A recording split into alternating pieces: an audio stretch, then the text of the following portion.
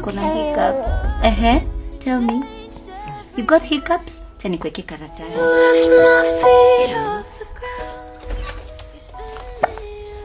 Oh, sorry baby, you have hiccups.